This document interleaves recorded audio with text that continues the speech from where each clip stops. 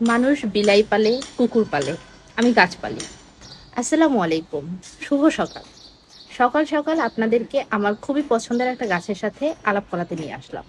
চলেন আলাপ করাই। এই যে ইনি হচ্ছেন আমার সেই গাছ।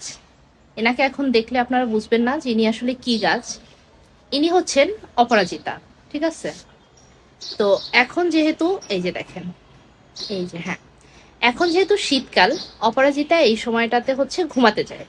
সো আমার গাছটাও ঘুমাইতে গেছে। বাট সমস্যাটা হচ্ছে তিনি ঘুমাইতে যাওয়ার কারণে তিনি কিন্তু আমাকে এখন আর কোনো ফুল দিচ্ছেন না। কিন্তু তিনি কি দিচ্ছেন? তিনি গাছ ভর্তি করে বীজ দিচ্ছেন। এই যে দেখেন। তো এবার আপনাদেরকে একটা ইনফরমেশন দেই। অপরাজিতা গাছ শীতকালে হচ্ছে ঘুমাতে যায়, সে ফুল দেয় না। অনেক গাছে তো একদমই দেয় না, কিছু কিছু গাছে দু একটা দেয়, যেমন আমার গাছে দু একটা আছে।